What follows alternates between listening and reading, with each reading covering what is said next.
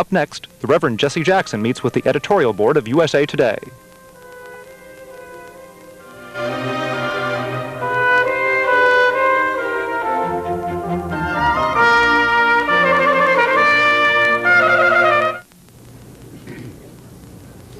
It's always a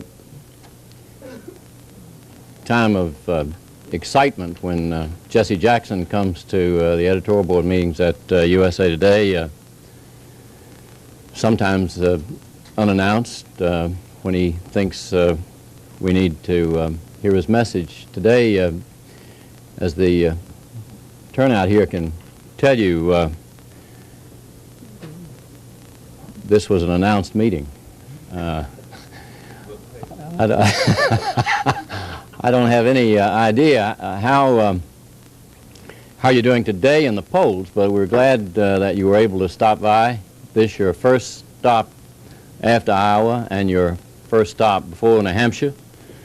And so it's a pleasure to welcome you here and present you to this group, which represents the political campaign covering team of USA Today, the editorial board of USA Today, representatives from Gannett News Service, Gannett Radio Television. We're glad to see C-SPAN here. The format, as always, for the visits from the candidates will be a brief opening statement by Jesse Jackson, and then questions and answers by members of USA Today and Gannett staff.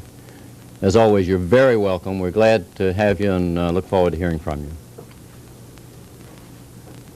Thank you very much.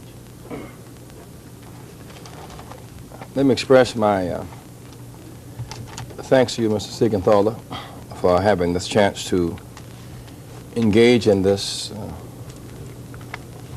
dialogue, extended press conference with you, the members of the editorial board and the staff of the Gannett Agency. It's always been good to be in places where there's a degree of familiarity and a degree of kinship. Perhaps it's that misery loves company. You were told that you could not win. You had too many short, witty statements, spoken too many epigrams, and too much color graphics. But you won, and I'm going to win. Let me share with you some basic observations about the campaign to date, what I shall endeavor to do. One, to keep putting a focus on a message and a direction. In many ways last night, the Jackson message won. It influenced candidates within my own party and other parties as well. I argued early on that we had to do three things. We had to expand the involvement of people. 1984, 85 million Americans had the right to vote, chose not to vote for anyone. They had been convinced that they did not count, and they surrendered, and they did not vote.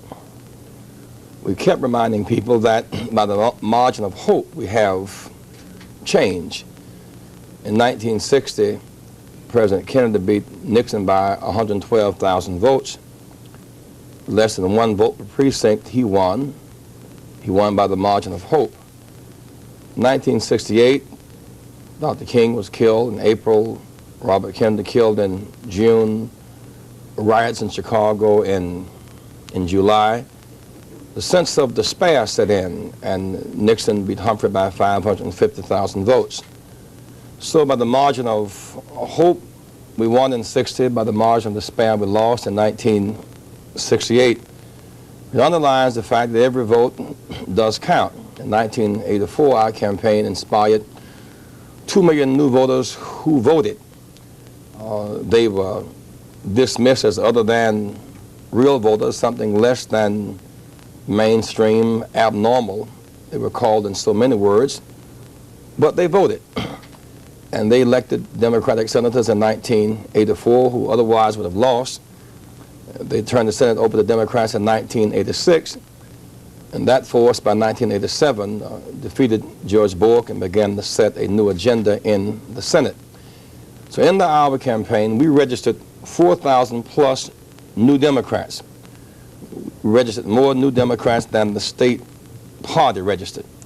A key to our campaign was expanding.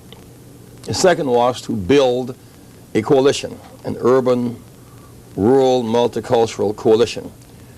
We receive votes from every county in Iowa. We spent the fewest days with the least amount of money. Yet our cost-efficient ratio was the highest. The other candidates spent the maximum plus.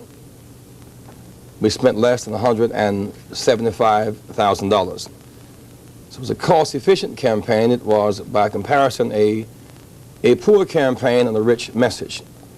The coalition began to come together.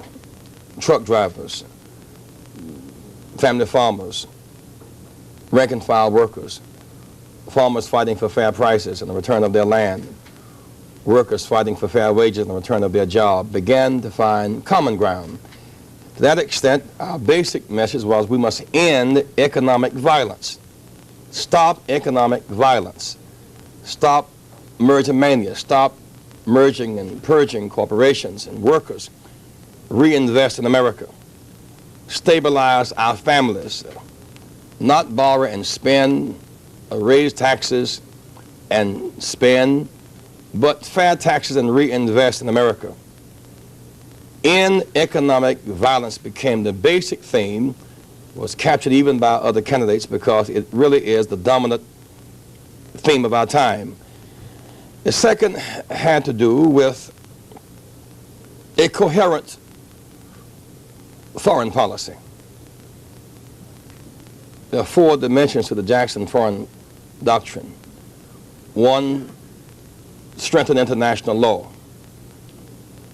Two, support human rights. Three, support self-determination. Four, economic development as the alternative to third world poverty and pain and destabilization. Those principles applied will bring peace in Central America, will stop Contra aid in Central America, but also Mozambique and Angola. Those principles applied will get the Russians out of Afghanistan. Those principles applied will end apartheid in South Africa, will maximize our efforts to do so. Those principles applied will bring about peace with security and justice in the Middle East. To put forth a foreign policy doctrine. Thirdly, we put a lot of focus on family values.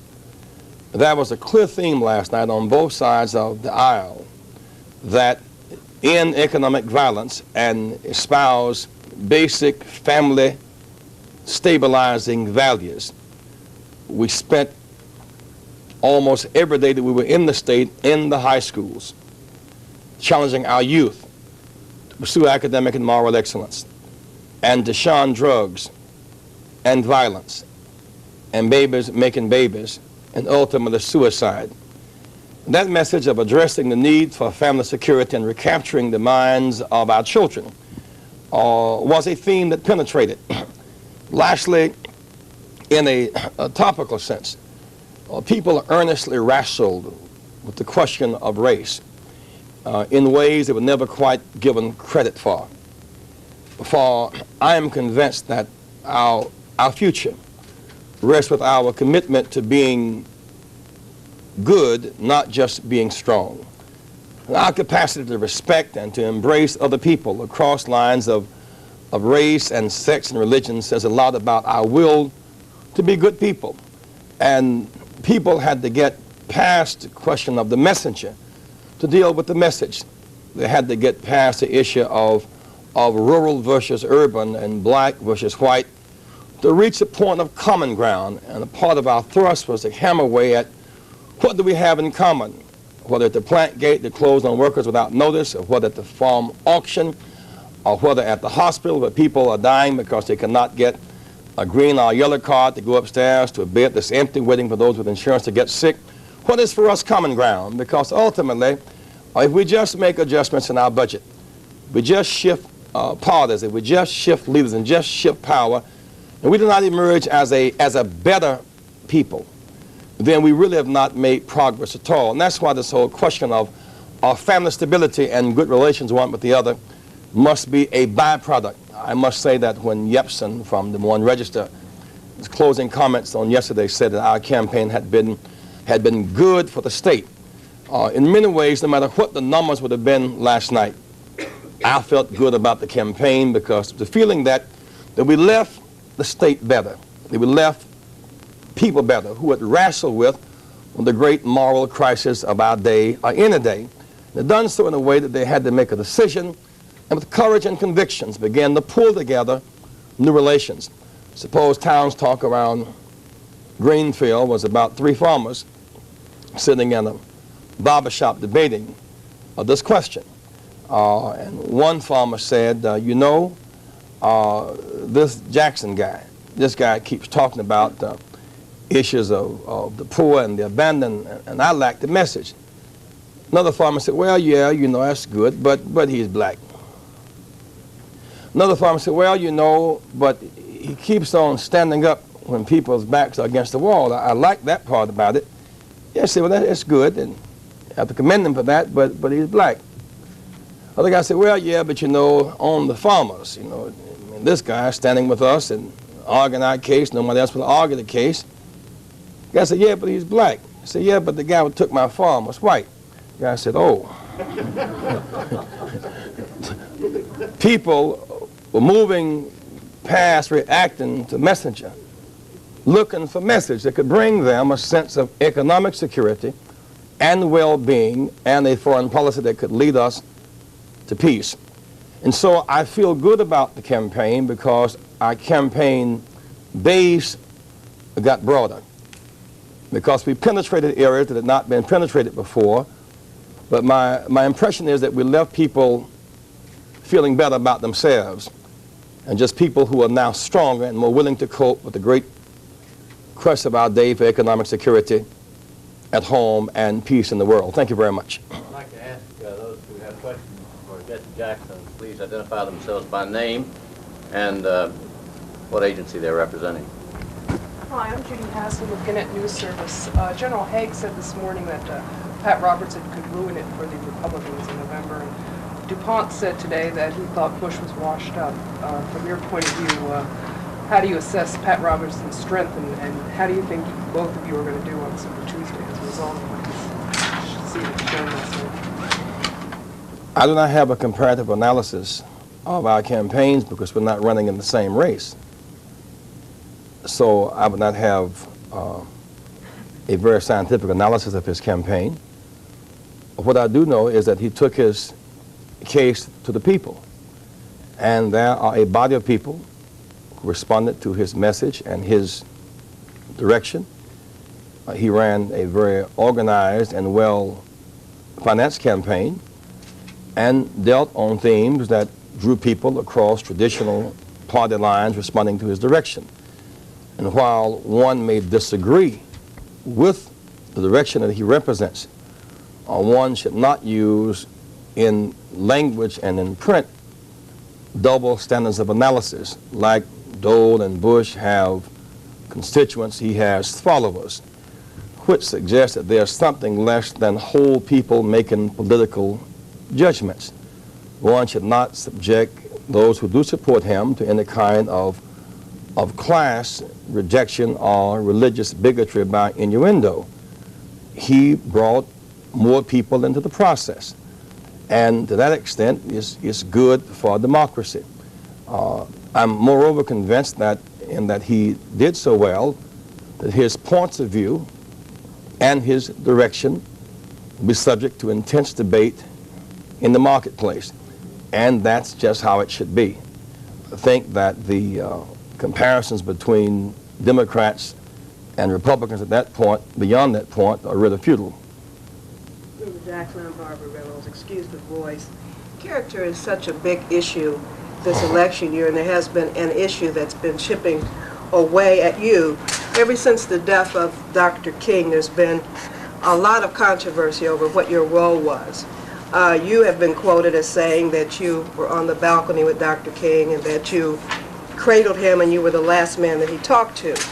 Eyewitnesses in Memphis say that this did not happen. Andy Young says it didn't happen. Hosea Williams says it didn't happen. Could you please just enlighten us and tell us what did happen? I will not go back into that again. It has nothing to do with this campaign. I've stated my position very publicly, very clearly, and it simply has no place in this campaign. I don't think it's an appropriate question. I think honesty and integrity has a place in your campaign. I've been listening to you for 20 years, and I have not heard you give this, and I think here would be a good chance to just air your views. But it's not a view I choose to reiterate. It's very clear that I was there when the assassination took place. I was talking with him on the ground when he was shot.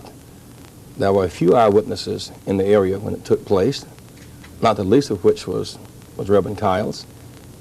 A very bloody and horrible scene, one that no one could ever forget who witnessed it. When I got to the top of the stairs where he was, I reached out to him, as several others of us did. There were 3 or 4 people who were reaching out to him. I might add that blood was everywhere. And when others came who had called the ambulance, by the way, I then left and called Mrs. King to alert her that he had been shot. But that's not an issue in this campaign, nor is it an issue that has an impact upon our daily work. Dr. Knudsen today. What is your plan now, your strategy to take the 11% that you got in Iowa, to carry that, you had to expand that to over 50% to the mainstream of America to actually win? How can you go about doing that? Well, it is a 50-state campaign. Last night was the opening game. The media played as if it were the Super Bowl. It was the league opener. And so that process has begun. We'll now take our case to New Hampshire and to New England. The New England states and in Minnesota before Super Tuesday. We'll take the same basic message of end economic violence, build broad-based coalitions right to the South. One of my concerns, for example, is that we do not allow Super Tuesday to become superficial and just focus on personalities and posturing. We're going to the region where there's been the most social progress in the last 25 years. And yet it's the region with the richest soil and the poorest people. It's a region where almost half of all America's poor children live in the South. So there has been a net increase of jobs under the Reagan administration. And yet the wages are lower. 12 million new jobs created in this administration. 6 million pay $7,000 a year or less. It's an area where there must be a revived commitment to a workers' Bill of Rights and not just focus on the victories of civil rights. For example, in 1968, Dr. King's last efforts was a step beyond the civil rights we had won to workers' rights. The garbage workers had civil rights, but they did not have livable wages. They did not have collective bargaining. And so our focus, as we broaden out, would be to raise the minimum wage, would be to commit to a National Labor Relations Board. That's a mediation board and not a strike-breaking board on apparatus. It would be to fight for comparable worth for women. It would be to fight for daycare centers. It would be to basically raise the standard of living, and economic justice agenda. I am rather convinced that that economic justice agenda has the broadest appeal and has healing power. An issue in this campaign is where we stand. Oh, Aaron Curtis from USA Today. An issue in this campaign is where we stand economically now, and several times you've mentioned economic security, and I was wondering how you plan on achieving that. First of all, the historic deficit and debt is the result of Reaganomics. It's a result of a policy where he projected that we were militarily weak and couldn't afford economic justice. So we doubled our military budget in peacetime and pushed the issues of social and economic justice off at the front burner. An underlying assumption was that the rich had too little money, the poor had too much money, so do a reverse Robin Hood spin, and then solve third world problems with military solutions. The result is the rich are richer, and the poor are poorer. We have a double military budget, but we're less secure in the world 7 years later. How do we get out of the deficit? We get out the way we got in. He gave this tremendous tax break to the rich and the powerful. The top 400,000 wage earners pay at the 38% income tax bracket, as opposed to 28%. That would be about $20 billion a year. If the corporations pay at the 1980 level of taxation, with the incentive to reinvest in America and to retrain our workers and reindustrialize our nation, and research and development, as opposed to merging corporations, purging workers, and divesting from America, that's another 20+ billion. Thirdly, Europe, 45 years after the war, is in a better position to share the burden of its own defense. We must look at that formula again. Fourthly, our military budget should correspond with our need to deter war, defend ourselves if we must fight, defeat the enemy, or four, protect our national interests. Deter, defend, defeat if we must fight, protect our interests. If we in fact have that definition of our military obligation, then we will not need an additional 2 aircraft task carriers. We have 13, the Russians have 1. That's $40 billion that should not go in that direction. We need to keep our research current. We need not deploy the Star Wars system because it would simply be an arms race stimulus and would be much too costly.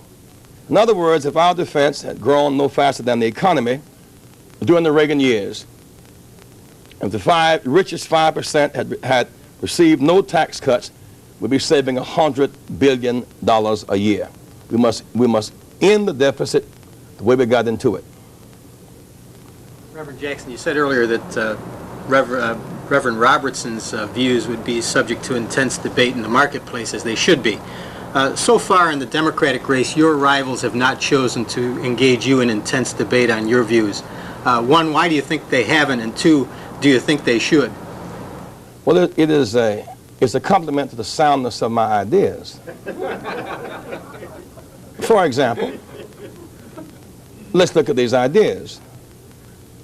I argue that third world countries were not taking jobs from us, which was kind of demagogic and kind of arousing within us a sense of we were being taken from. Argued that multinationals were taking jobs to them with incentives from our government. The #1 exporter from Taiwan is not Taiwan. It's General Electric, which owns RCE, which owns NBC, which keeps closing down plants in this country, and with those plants go jobs and the tax base of our cities. So they make more product there, cheap labor, sell it here at high prices, and when they close the plant, manager jumps out of the top floor and golden parachute lands on soft grass with bonus. Workers come out downstairs without their jobs, on the unemployment compensation, and then the welfare. For this, in the first 4 Reagan years, they made $10 billion, $100 million tax rebate, while people on unemployment compensation paid taxes. Now, no one on the Democratic side was willing to defend that kind of multinational rate. As a matter of fact, rather than defend it, they adjusted to my position, arguing that multinationals should be obligated to reinvest in America. The tax incentive should be to reinvest in America as opposed to divest from America. The idea was sound. The idea is sound. Second argument was that we could cut the military budget without cutting our defense. I remember one night in the debate in Davenport, Dukakis said, it occurs to me that we could cut 2 additional aircraft task forces, $40 billion, and use that money to reinvest in urban infrastructure. He was right, but it was an adjustment. The idea that we can cut the military budget without cutting our defense was a sound idea. And when Kissinger talks about cutting X number of troops from Europe, and Colucci talks about a projection of a 10% cut in defense expenditures, it's clear that the pendulum is swinging toward cutting defense budget without cutting our defense. Furthermore, I contended that in our foreign policy, that we had to be consistent on the question of international law, self-determination, human rights, economic development in Central America, in Southern Africa, and in the Middle East. Well, the positions are sound. People are adjusting to those positions. Lastly, I said we had to focus on a war on poverty and stop the war on the poor. And I raised the idea, why can't we consider taking a percentage of public pension funds, government secured, fair rate of return guaranteed, set that money aside, targeted for infrastructure development. Why can't we build an energy efficient mass transportation system, and we make the steel and lay the rail and drive the cars and build the cars, or build with that money affordable housing? The ideas are sound and clear and consistent, and so rather than argue with those positions, my competitors have adjusted to them. You don't think they disagree with you on anything? Well, they disagree on some things, and they express their disagreements in kind, but you know, there have not been any real personal confrontations in this. We've kept a certain rapport. For example, Dukakis has taken the position that if we collect uncollected taxes, we come out the deficit. Well, that is true, but we must also collect taxes from those who are exempted from paying their share of taxes. Well, those positions have been debated. For the most part, candidates have focused on their own direction as opposed to engaging in very negative or competitive idea arguments. I suppose that would change this week. Reverend Jackson. Ma'am, and then, sir. Yes. Hi, Reverend Jackson. I'm Pamela Newkirk from Gannett News Service. William Bradford Reynolds recently said that race relations in this country are better today than they were 10 years ago. How would you respond to that? It's very difficult to put a blanket on that. We do know that, for example, in the Reagan Justice Department, that the funding mechanism for enforcing civil rights laws has been reduced. That the cases given attention involving voting rights violation have been reduced. That the antitrust legislation, the antitrust enforcement has been reduced. That the Office of Civil Rights has been, in a sense, undermined. There was an attempt by this administration to not extend the Voting Rights Act of 1965. There was an attempt to use federal funds to finance a school excluded based on race. That Mr. Reagan has not met with the Congressional Black Caucus one time in 7 years. He suggested Dr. King was a communist 17 years after his death, trying to resist the Dr. King holiday. But there was a meeting on the question of drugs, and notably Charlie Rangel, who is the foremost authority on the matter, was excluded from the room and was said there was no chair in the White House for him to sit in. That on the position on South Africa, he has offered no moral leadership, has imposed sanctions against Zimbabwe rather than South Africa. And so it has been a period of an absence of moral leadership from the White House on the question of making race relations better. And there have been some incidents, notably like Howard Beach in New York and the rock throwing in Forsyth County, Georgia. The people have struggled mightily against turning the clock back. First of all, the institution of law has remained intact. The Public Accommodations Bill, the right to vote. So when these incidents of race do occur now, they are illegal. As a matter of fact, now it's news when racial violations take place. It used to be news when racial breakthroughs took place. One would have to say things have gotten better to that extent through no inspiration of this administration. What's different today is that the focus is not racial violence. Fundamentally, it's economic violence. When 650,000 family farmers are driven from their land, it's not black versus white, it's barracudas versus small fish. When truckers are deregulated, and when small banks are deregulated, when airlines are deregulated, you cut the HUD budget back from $32 billion to less than $10 billion, a whole body of people are simply wiped out by a shift in our priorities. What's different now, structurally, is that when we were fighting for racial justice, there was a notion that whites were superior and blacks were inferior. Blacks were 3/5 human, sub people, whites 7/5 human, super people. And that was a struggle for equality, to have a 5-to-5 ratio. And many whites felt they were losing something as they came to lose some unwarranted privileges. And blacks felt that they were gaining something as they fought to get basic equality. Now, that adjustment was a traumatizing adjustment for our nation. But now we're beyond that fundamentally, because at the plant gate, when Iacocca and Chrysler choose to close a plant in Kenosha, Wisconsin, it's clear that the job did not go from black to white to brown, male to female. It was corporate judgment versus the workers who stand there, black, white, and brown, who must form different kind of relationships now as they seek to get reinvestment in America. So I sense that the shift to economic justice and economic security has people relating across lines in different kinds of ways that, you know, I guess a shot in the arm for all of that, of course, was Doug Williams on Sunday a week ago. Many people looked at Doug Williams and chose Doug Flutie.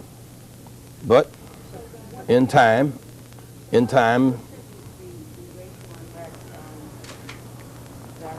sometimes we have racial unrest because of lack of moral leadership from high places.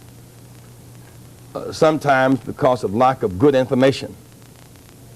Sometimes because of economic anxiety. Sometimes because we do not work hard enough to make people feel secure with each other and feel good about each other. We assume it can take place. I'm gratified because in Iowa we saw people wrestling with the question of race and sex and winning, coming to grips with it. When one looks back at the last 20 years, look at the new laws on the books and new patterns of social relations, race relations are significantly better today than they were 20 years ago. The media has a way, it seems to me, of amplifying incidents because it still has a lot of kind of journalistic sex appeal, black-white cockfights, so to speak. But the real focus today, the real fundamental institutional focus must be to end economic violence and make everybody feel more secure. Reverend Jackson, you're a longtime opponent of aid to the Contras, which is now policy as a result of Congress's vote. Should the Sandinist government torpedo the peace process, would that change your opinion? And if not, what do you think U.S. policy should be? There are two or three concerns I have about the Contra vote last week. Number one, it was over the president's objection. And then when he lost, it was without grace. It was, but I still support the country's, which is a green light to encouraging the private funding of that war. In fact, a stimulus for the private funding of a war. It should be made very clear by the Justice Department that the Neutrality Act will be enforced, that private individuals do not have the right to, in fact, sponsor arms or terrorism against another government with which we are not at war, or any time for that matter. I'm very concerned about the private funding of that war, and therefore continuing it, in fact. I'm concerned about the use of CIA funds, contingency funds being used circumventing the will of the Congress to keep the war going. After all, the general who, the official who was lured from Nicaragua with $800,000 to come and lie to the American public and lie to the American press was a government-funded lie. That's beneath the dignity of our country. It puts Watergate to shame by comparison in terms of downright corruption and violating the will of the Congress and the American people. So we must be concerned that the Contra aid has not stopped and is in fact being encouraged to continue, as if nothing was really learned from the Iran-Contra scam. Secondly, I am convinced that we can use a regional approach, apply the basic principles I espoused, international law, self-determination, and negotiation. I've talked with Ortega. I've talked with Duarte and leaders in the region. We can clearly, bilaterally, negotiate out all foreign troops or advisors, agreed no Soviet base in that country. We can get a signed agreement on that if we will to peace. The neighbors of the area's plan, the participants feel secure with that arrangement. We ought to be focusing on the use of aid and trade and development to create the better American alternative. We've spent so much time on to aid and not aid the countries until we've lost the vision of what's beyond the fight and not to fight. What's beyond that is here is a region in our hemisphere with 400 million people.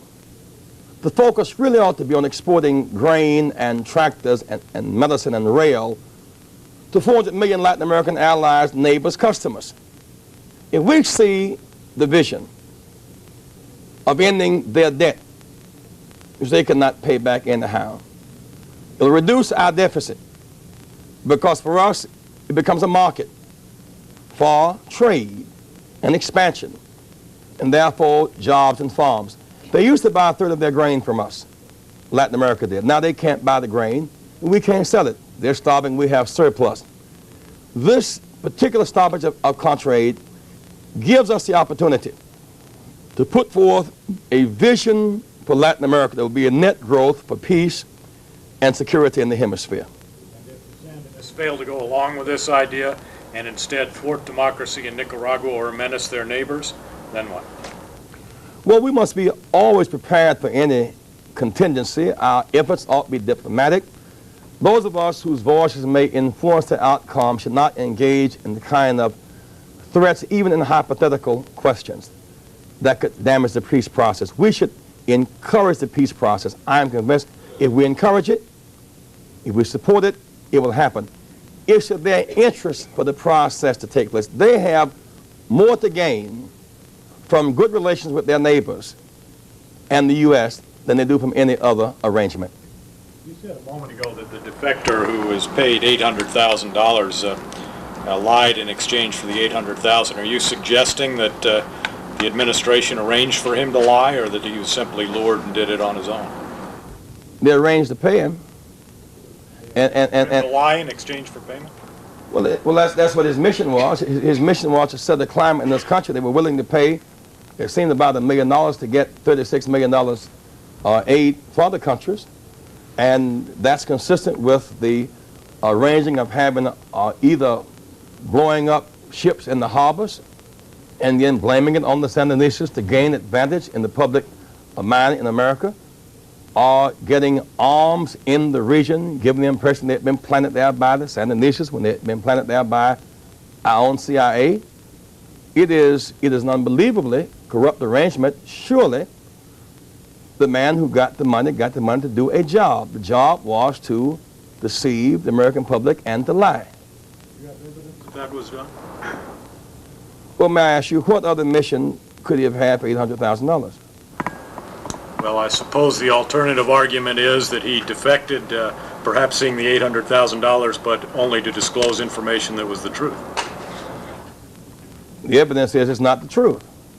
And then what policy do we have to pay $800,000 for truth? If that's the case, all of us have pay raises. Mr. Jackson, because of the nature of Iowa, AIDS rarely came up during the campaign. If the first state had been California or New York rather than Iowa, it would have been AIDS rather than agriculture. How would you answer if it had come up, or when it did come up, how did you answer how you would, as president, deal with the AIDS crisis? Number one, that we should have some sense of mercy on those who are dying with AIDS, some sense of human understanding. October 11th, there was a march in Washington, 600,000 people, led by gays and lesbians, but a broad range of people, crying out for research money and support for to deal with the AIDS crisis. I alone stood with the people on that day because I knew it was morally the right thing to do. I chose to offer my leadership to offset the stigma, to free other political leaders and public figures to deal with the crisis medically and not react to it in some narrow moral definition of the crisis. We obviously need to have more research money. It's a disease that's killing people. We do not know yet what the solution is, but we know what it does. It kills people. And I would hope that we would commit ourselves to an international research arrangement and fund it adequately until we find a cure for AIDS. In the meantime, whatever preventive methods that can be used, we ought to use them at the point of sexual contact, at the point of other points of its spread. We ought to use preventive methods. How about mandatory testing? I think tests should be voluntary, and tests ought to be confidential. No mandatory testing of anybody? Prisoners, marriage license applicants, immigrants? We do tests on immigrants when they come into the country now. We do various blood tests. People come into the country now. I have real reservations about testing people without cause. Then when they're testing, I'm inclined to protect their privacy and their confidentiality. I think that the blanket testing of what we call targeted groups would tend to violate some very basic freedoms in the society, because we've heard that gays were a targeted group. We heard that Haitians were a targeted group and all black people look Haitian. So I'd be very sensitive to targeting groups in broad terms like that. If we do test immigrants, are you saying we should test them for AIDS or we shouldn't? Well, we must be as prepared as we can for any medical problem that may exist, that may be transmitted, but we ought to approach this matter with a great degree of sensitivity. I start at the point of voluntary testing, confidential, and a greater commitment to research, and showing those who are now in the crisis real human understanding. To moralize or racialize the AIDS crisis would be a mistake. What about free needles for drug addicts? That is a concession I am about to make reluctantly. I hate to concede to heroin addicts or to concede to those who are engaging in behavior I feel to be immoral or detrimental. And yet, as a medical situation, at this point, clearly, a point of AIDS spread on clean needles. And so, reluctantly, I support the use of those needles clean so as to reduce the spread of AIDS. It's a very tough decision for me to make, I might add. Reverend Jackson, Peter Pritchard from USA Today. What do you think of the way the Israelis are handling the situation in Gaza? They're not handling it very well. The Middle East policy has collapsed. It has left Israel with false security, the Palestinians with no security, America standing haplessly by, unable to protect its interests. We have the obligation, since we are the major supporters of Israel, to relieve Israel of the burden of occupation. Occupation is wrong. It's too great a burden to bear. Emotionally, it's draining. Politically, it's divisive within the country and within the world. Economically, it's too costly, and we're helping to finance it. Militarily, it's too bloody. It's a practical matter. It is untenable. And you cannot reconcile democracy and occupation. What must we do? We must pry the Israelis and the Palestinians loose. They're now in a death grip. They cannot turn each other loose. They're too insecure. There's too much bad blood, too much spilled blood. If we pry them loose, we should offer to the both of them what neither can offer the other: mutual security in exchange for mutual recognition.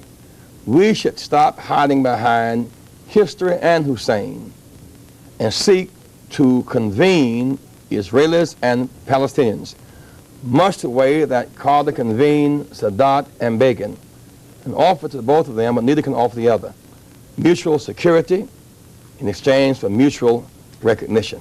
And we should move aggressively. And our present silence about it betrays the interests of our own country and that of our allies as well. Support a Palestinian homeland there in the Gaza? I support the Palestinian homeland.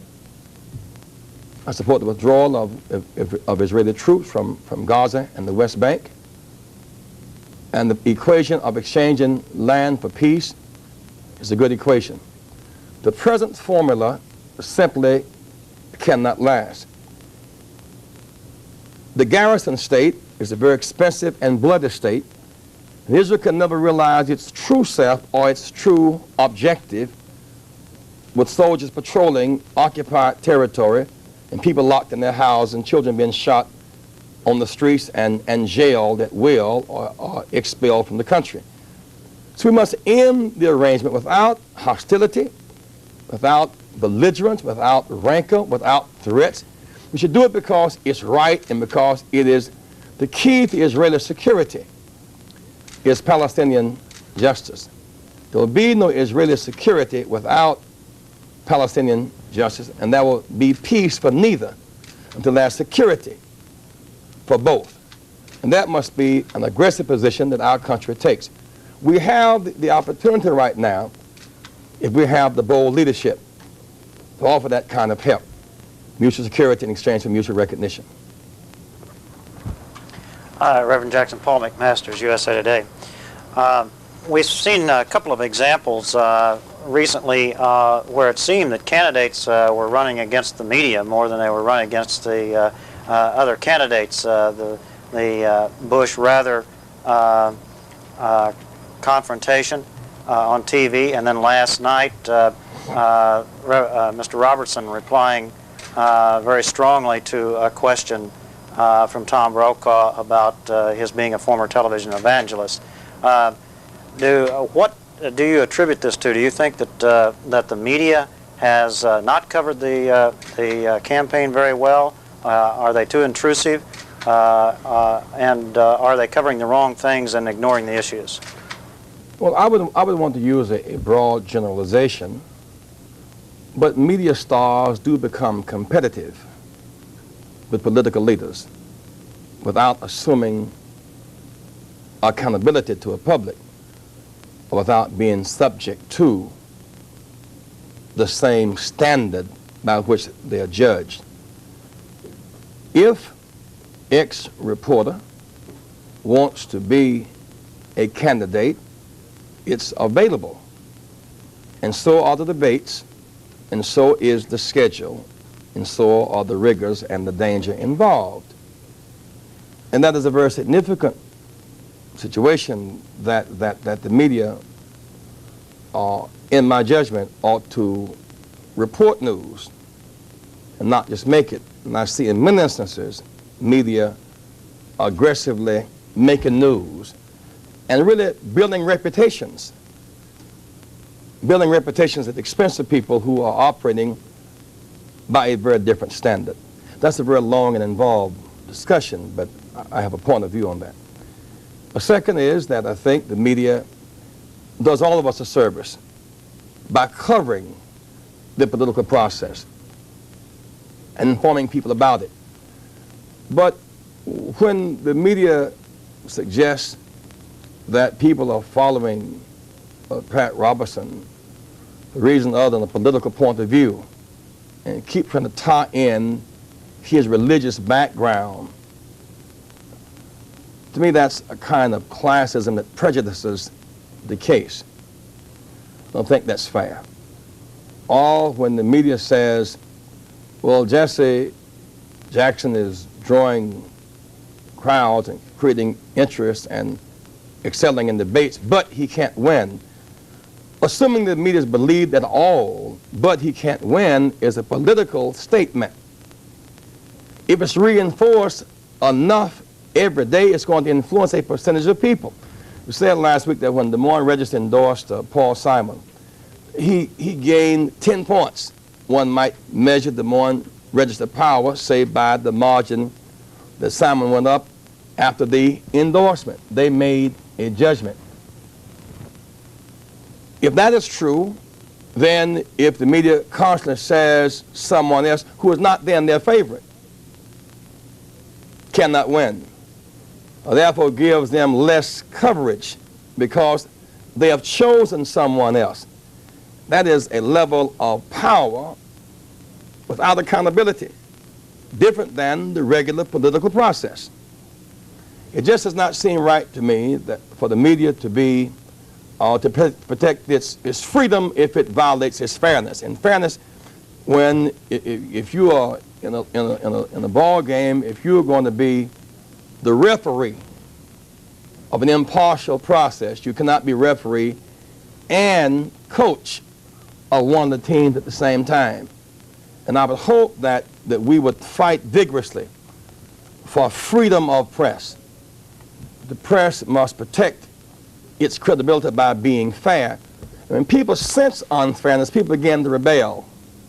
And of course, it's not good for our democracy because one of the precious protections we have is a vigorous free press, which I support. Could I ask your last question? One, two. This is a quick follow-up. Is your campaign being hurt at all by media coverage, and what would you change about the way you are covered if you could? I suppose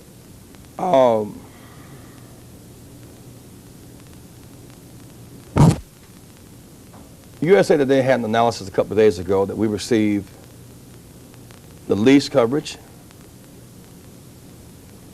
And sometimes when there is coverage, it is superficial. For example, this past week, out of all we've done in Iowa, and the new voters we brought in, the impact in the debates, and the direction in terms of foreign policy and the like, Time magazine concludes he's the best dresser. Maybe GQ, but not Time. You know. Newsweek. Staff goes from black to white, injecting race into our campaign, of all to write about. someone in New York decided that they had a fresh vision. Jackson goes mainstream, staff goes black, white, and then sent out some reporters to fulfill their perverse vision. Sent a reporter, sent a photographer to the office, told our manager, we want to give us a picture of Frank Watkins, the name 5 whites. We want to take a picture of them. So Jerry said, we don't have 5 whites available for you in the office. You know, they're not working by race. Frank Watkins is in Iowa, and Frank Clemente is doing research, and Steve Cobble is in Texas, and we're not broken down in that way. But if we could just get the 5 of you together, you'd have to pay a lot of money to bring them in to take this picture for you. So why don't you just take the staff that is here? And so we brought the staff together, which was rainbow, multicultural staff, and that picture didn't fit. So what they did was they got another picture. It's in this week's Newsweek. And in the picture there, up on this white staff business, the first picture is Armando Gutierrez, who is an Hispanic. Does not consider himself white by conventional definition.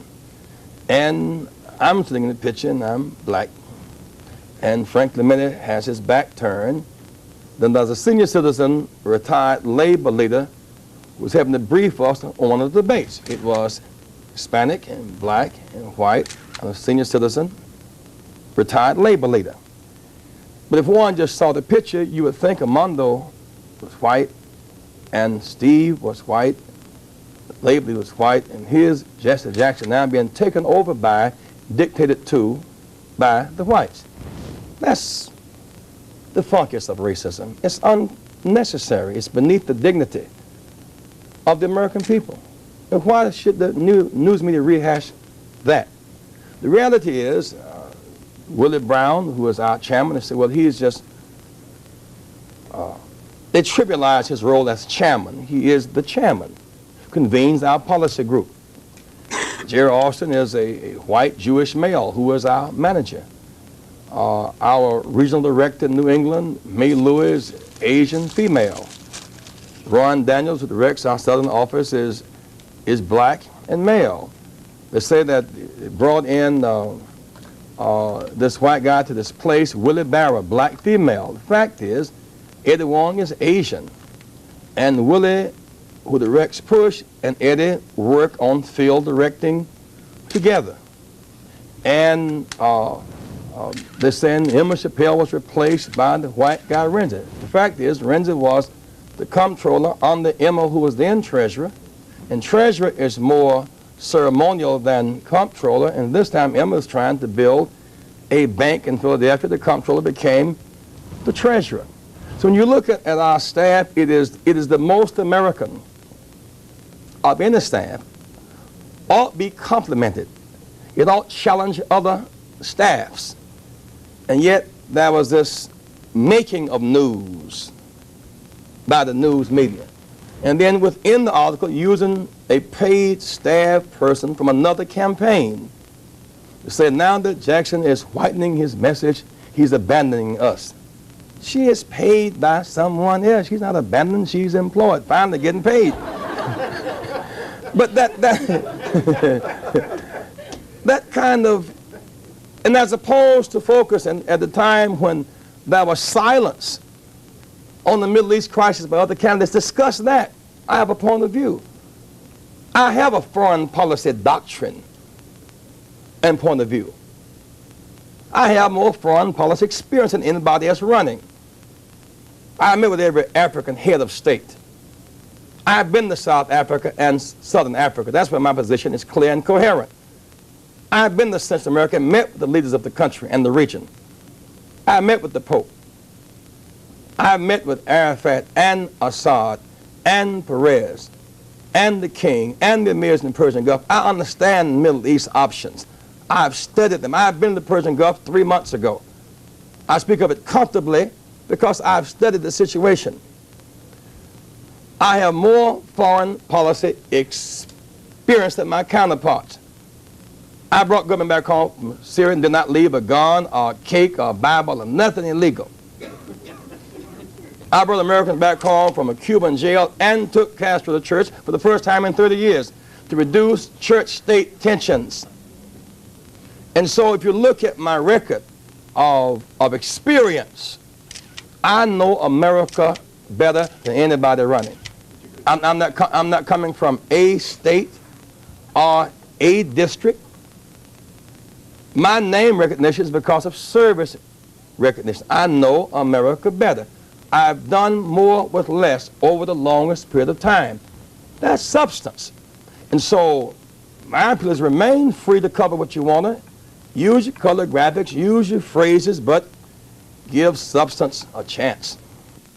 On the questions involving civil rights, human rights, many of the concerns you've expressed here today, that had it not been for your presence in the Democratic debates, the issues would scarcely have been addressed. My question has two parts. First, do you agree with that? And secondly, if you do, to the extent that it's true, are you disappointed in your fellow Democrats for their failure to share the depth of your concern about these issues which traditionally have been at the very heart of the presidential arguments by the Democratic candidates? Well, my competitors would not have brought the issue of civil rights and human rights up. It's not likely they would have, because that's not where their strength is. People tend to gravitate to their strength.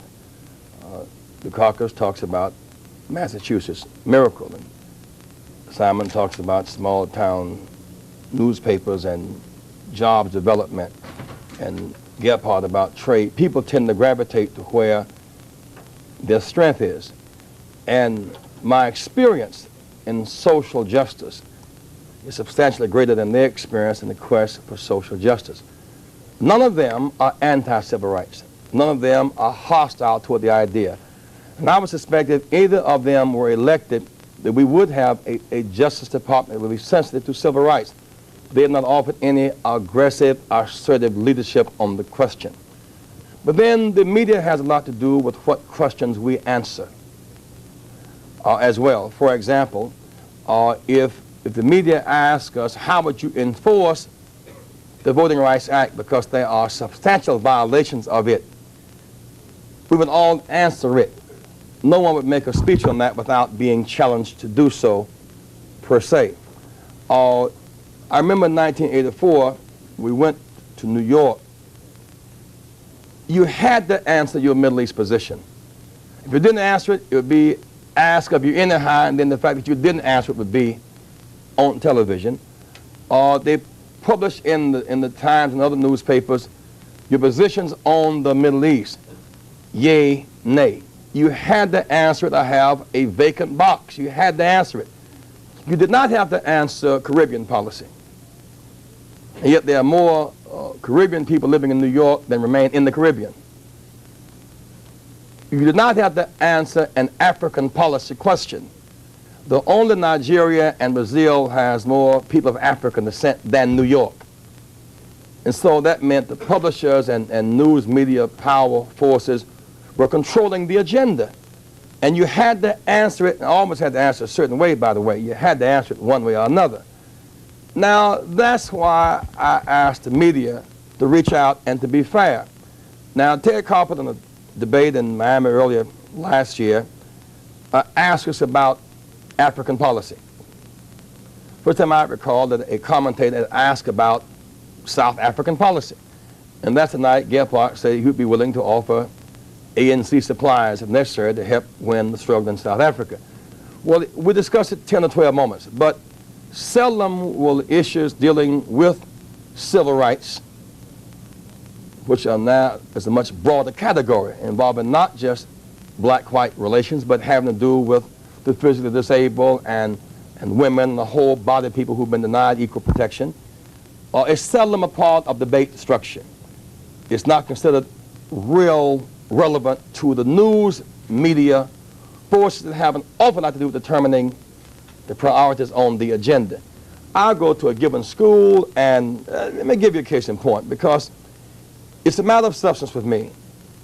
I went to visit, I go to visit now, as I said, 3 or 4 high schools a week, because I am convinced that there's nothing we can do more important than regaining our youth.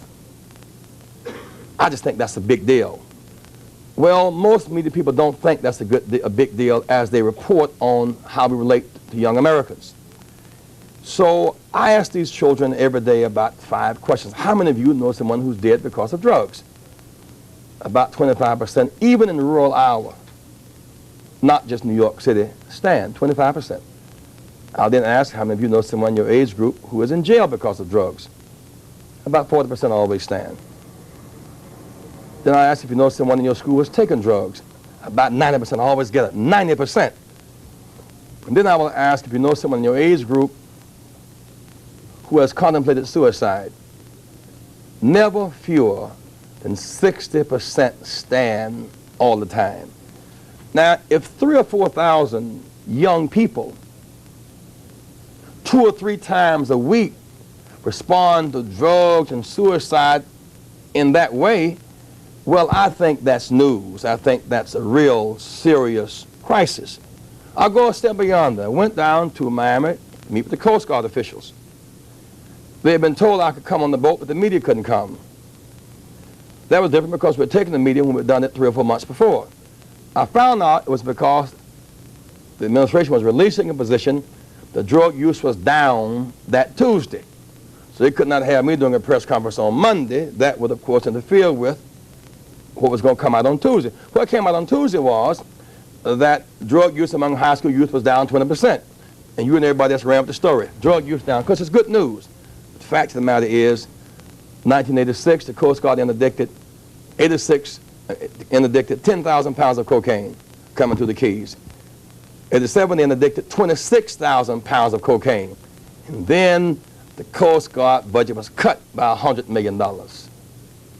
2,000 workers laid off, ships into mothballs, which was a green light. The drug traffickers come this way. The next week,